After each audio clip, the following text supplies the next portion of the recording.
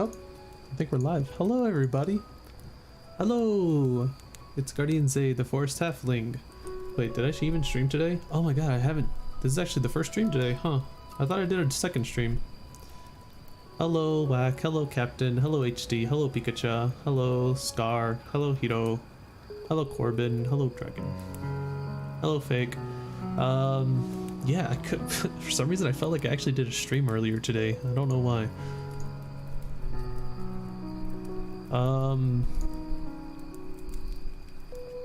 What we listen today? I will. Well, the title of the story is actually in the title. You dork. Said you're gonna do a yak stream and then just played AoE 2. Oh, well, yeah. So I did say I was gonna do a Yakuza stream, but I was not feeling. Earlier today, I wasn't really feeling very good. Well, now that I've said hi, I must go now. Bye-bye. Well, Scar, this is going to be a really short stream, actually. It's probably going to be like 15 minutes tops. If you really want to stay, but if you don't have to, but if you can't stay, that's totally fine. No worries. But yeah, I was feeling a little bad. I think I explained it a little bit in the,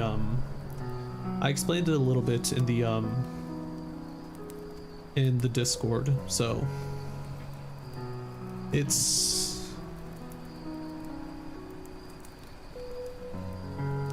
You feeling better today? Yeah, it's more so like, again, I kind of explained what happened. It's just the odds of what happened was insane. So it was basically, think about if you had a 6-sided dice and you roll it and you have to go against 3 other 6-sided dice, and your one 6-sided dice has to be a higher roll than the other 3. That's basically what I saw, and I was like, okay, I'm gonna go ahead and bet against that. And sure enough, it did happen, which I thought was actually incredible. But then I realized what I had done, so I felt insanely bad because I know you guys support me and stuff, and it felt like I was throwing your guys' support away doing that. But if anything, I try to send those keys and whatnot to the right places. Like I even linked it towards the towards some of the or one of the Project Moon discords, because I think I want to give back to them, because, and you guys, since you guys are pretty much my main support. You guys and the Project Moon fan base is pretty much what helped me get this far. Here's some money to refill your empty coffers then. Fake, please. I would like to think that my coffers are perfectly fine. Fake, thank you. Also, I think I should turn off this alert box in the middle of this bedtime reading, because if it happens in the middle of the story, it's just gonna be ridiculous. If it gets you sick or something like that, then feel free to not do it. No, I'm not gonna get sick over this. It's not gonna be like a physical thing. It's more so just me just feeling like, ugh, this feels terrible. Burn up. There it is. Okay. I was actually waiting for that to show up so then I can go ahead and I'm gonna turn off alert boxes right now, because I want this to be an actual bedtime story, because you guys need to go to bed. Everybody who's in America, and if it's like past 10 p.m. you guys should be going to sleep. So would you like a pixie fairy, Zay? What in God's name is a pixie fairy? I'm just gonna... Can't use super chat in my country yet. Aw, there's Streamlabs. If anything, if you really do wish to support me, then I appreciate it. But if just try to just watch out for number 1, okay, which is yourself, please, for the love of God. But let's go ahead and read this story, okay? And the story is where the hell is this? There it is. I lost the page for a second. The story is The Tale of Squirrel NUTkin. Okay? So, let's go ahead and start this.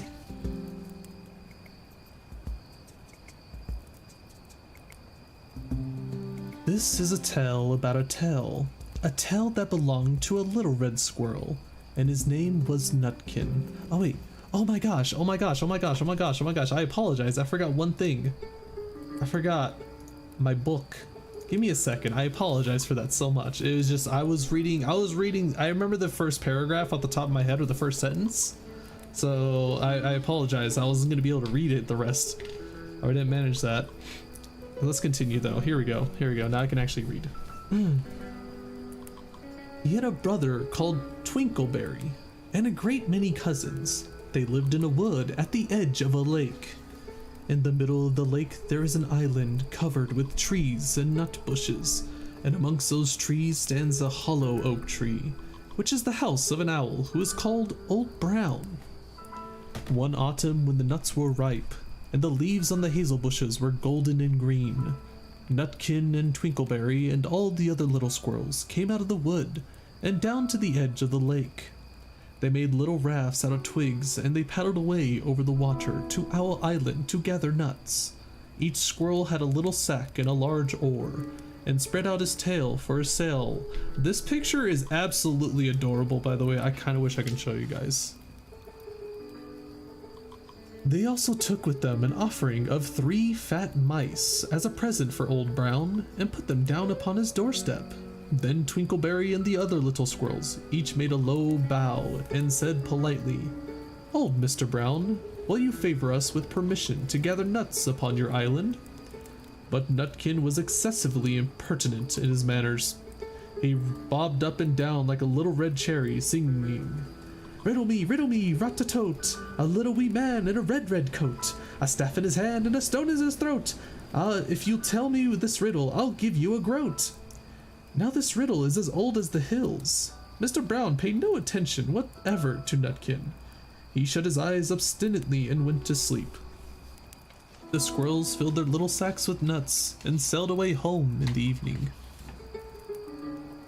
But next morning they all came back again to Owl Island, and Twinkleberry and the others brought a fine fat mole and laid it on the stone in front of Old Brown's doorway and said, "Mr. Brown, will you favor us with your gracious permission to gather some more nuts?" But Nutkin, who had no respect, began to dance up and down, tickling old Mr. Brown with a nettle and singing, "Old Mr. B, riddle me ree, hitty-pitty within the wall, hitty-pitty without the wall. If you touch hitty-pitty will bite you." Mr. Brown woke up suddenly and carried the mole into his house. He shut the door in Nutkin's face. Presently, a little thread of blue smoke from a wood fire came up from the top of the tree, and Nutkin peeped through the keyhole and sang, "A house full, a hole full, and you cannot gather a bowl full." The squirrels searched for nuts all over the island and filled their little sacks. But Nutkin gathered oak apples, yellow and scarlet, and sat upon a beech stump, playing marbles and watching the door of old Mr. Brown. On the 3rd day, the squirrels got up very early and went fishing. They caught 7 fat minnows as a present for Old Brown. They paddled over the lake and landed under a crooked chestnut tree on Owl Island.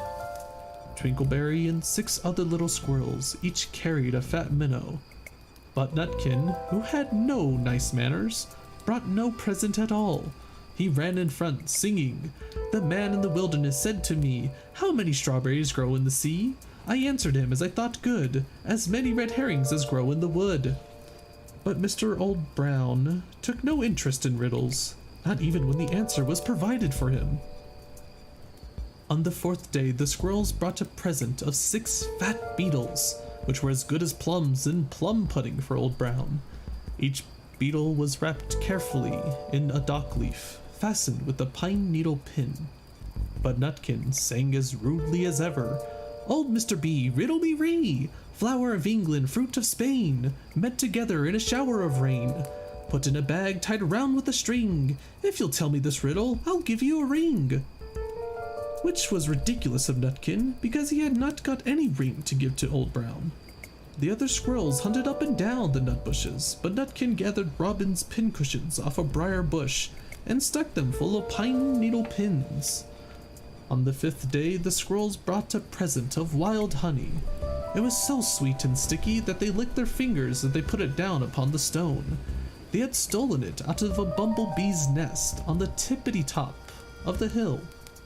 But Nutkin skipped up and down, singing, hum-a-bum, buzz, buzz, hum-a-bum, buzz.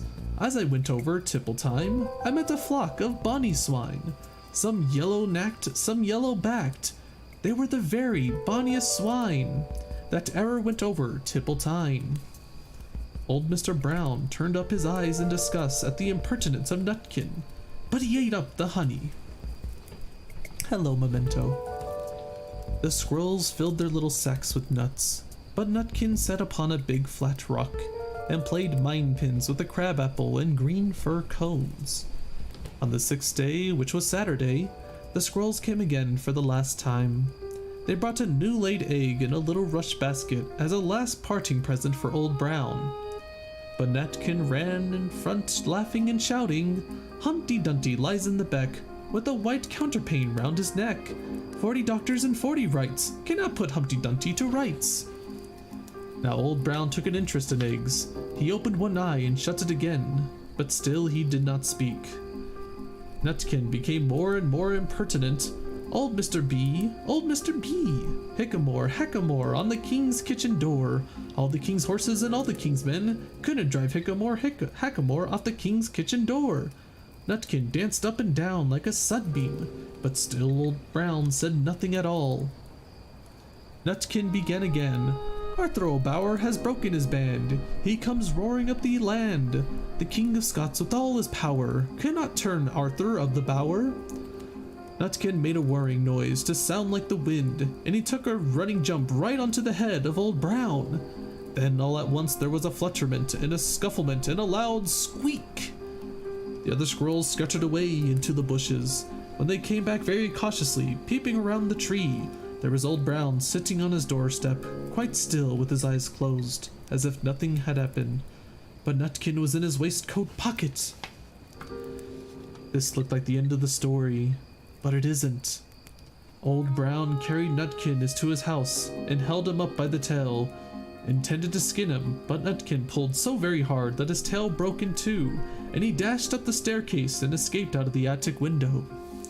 And to this day, if you meet Nutkin up a tree and ask him a riddle, he will throw sticks at you and stamp his feet, scold and shout, "Cuck, cuck, cuck, cuck, cuck, cuck." The end. I think the moral of the story is don't bite the hand that feeds you. Because quite frankly, he was bugging the absolute shite out of Mr. Owl. Now I know that this isn't a short stream, but that is basically what I want these short stories to be. So that way anybody who wants a short story can just simply listen to it and be done with it.